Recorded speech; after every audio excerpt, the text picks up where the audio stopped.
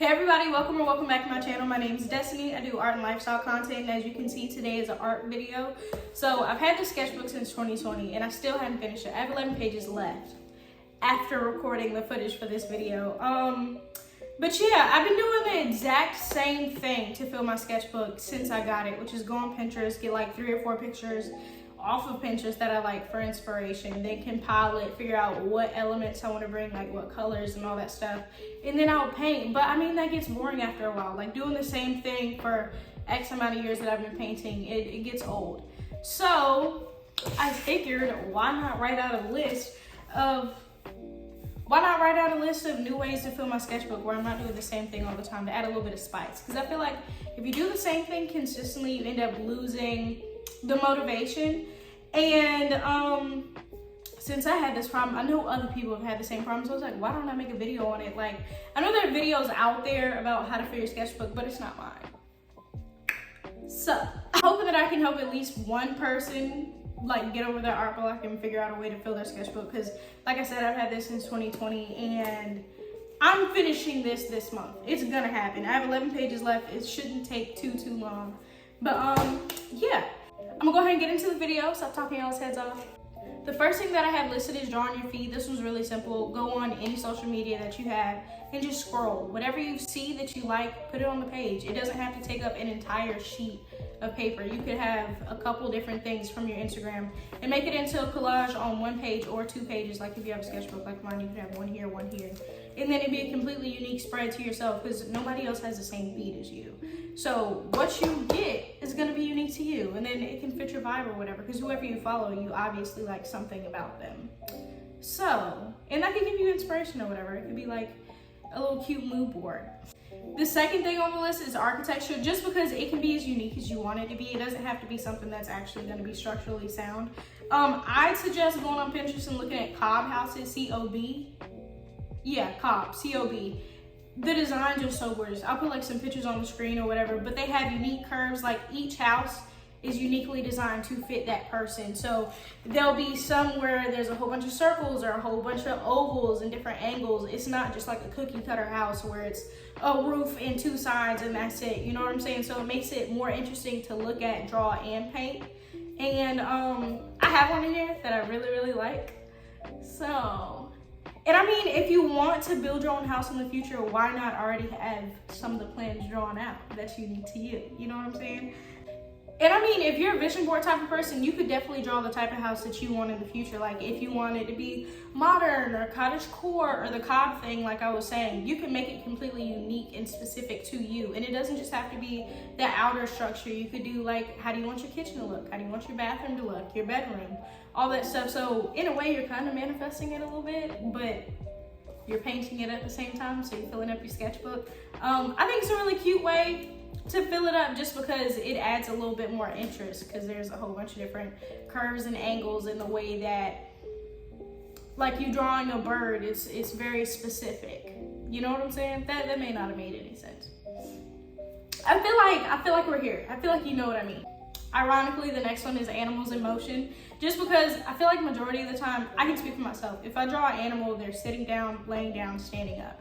Rarely are they like flying or jumping or running and stuff like that. And it really adds a lot more interest, like I said before, if they're in motion. And it makes it more challenging to draw, because you can draw something just standing stationary. But once you have to like move the legs and arms around and show the different, I guess, muscle groups, if you really want to be detailed, like if you're drawing a cheetah or whatever, you can see like their muscles and their arms.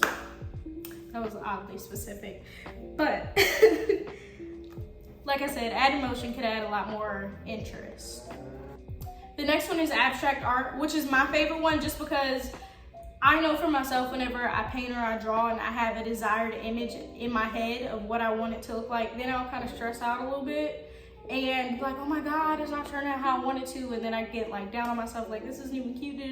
But if it's abstract art, there's no direction that you're going in. You're making it look however your hands move is how it's gonna look. And then it's more of like a meditative thing for me, just because like art is one of the few things where my mind just shuts off and I can be completely in the moment. Meditating, actually like sitting and doing the breathing thing, never works for me. But painting, 1000% I'm completely present all the time. That's why whenever I do paint, I paint for like 2-3 hours, sometimes more than that. The next one is making a Pinterest board, which I know is kind of hypocritical because at the beginning I said that's something that I've been doing.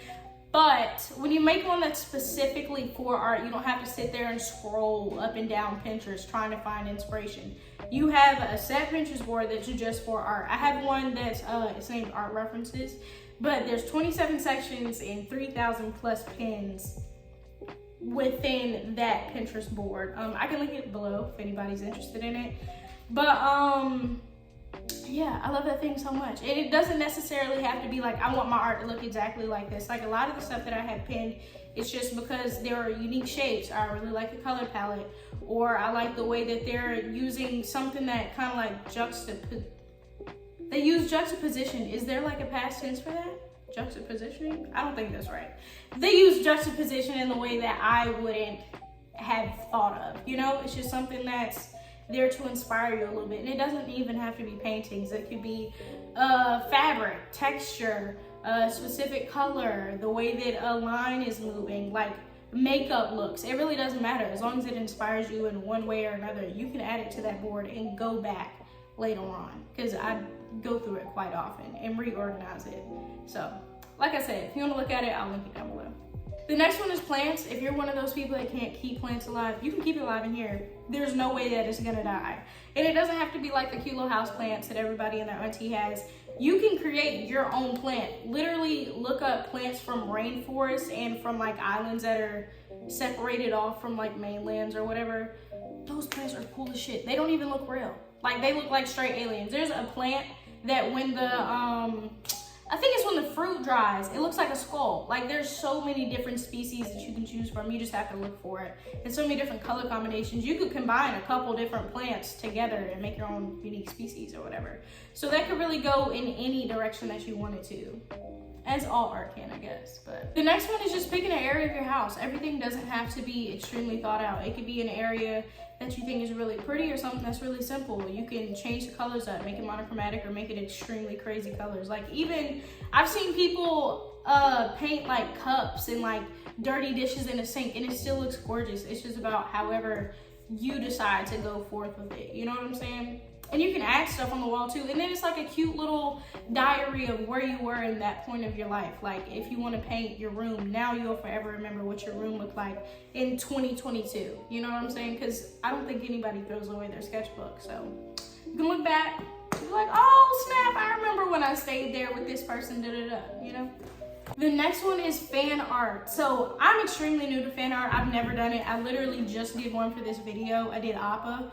I think I'm gonna do some Rick and Morty stuff and then the rest of the characters from Avatar, because I really don't like any other cartoons enough to paint anybody, and I'm not confident enough in drawing actual like human faces yet.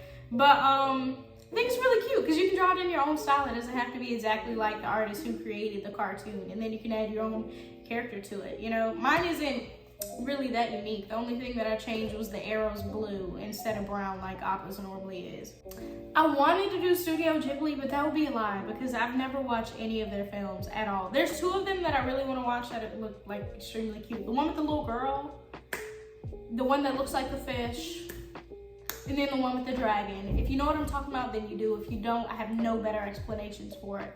So eventually I will watch them, and then I want to paint some of the Studio Ghibli things. Because there's a girl on YouTube that does it, and all her art is gorgeous, and I don't remember her name. But something to look forward to in the future.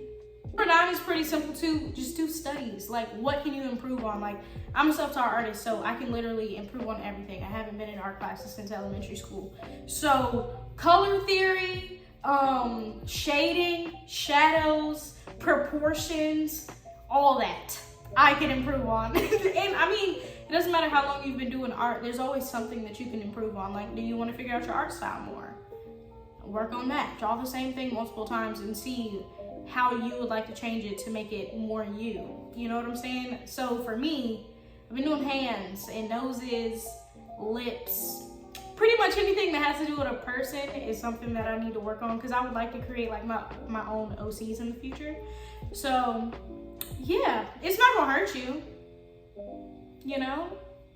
do a little, and then honestly, I think those are really cute in Sketchbook. Like, see a whole page of just one thing, like a whole page of hands, noses, eyes, lips, stuff like that. It's really cute. And then you can paint it after if you don't want it to just be regular like graphite or whatever. The next one is poems, quotes, or song lyrics. So not necessarily listening to a song and painting what you feel, but like looking up something that you love a lot. Like, what's your favorite song? Look up a couple lyrics from that song, write the lyrics, and then paint how that makes you feel. Moana is like one of my favorite animated films. Like, I watch it at least once a month. When it first came out, I watched it when it first came out on Netflix, I watched it once a week for a good like year and a half. So Moana holds a very special place in my heart. And the song that I ended up doing, I don't know the name of it, but I can look it up. It's the one where they were speaking in their native tongue, and then they end up mimicking it later in English. So I wrote down those lyrics. And then there's just like a dinosaur head. They have nothing to do with the other, but it's cute. Number 11 is having a dedicated page or spread if you have a sketchbook like this. What I mean by spread is like this page and this page dedicated to excess paint. So if you use gouache, realistically, you're probably gonna wash off your palette after, because unless you have a really big palette, water reactivates it. So you need to get rid of it so you can have a new palette for the next time that you paint. So what you could do is just take one swatch of each one, do a different like shape or whatever within your spread, and then you have your own little abstract painting. You could make new characters with it. Really, you could do whatever, but then that's using up the excess paint that you have at the end, because art stuff isn't cheap.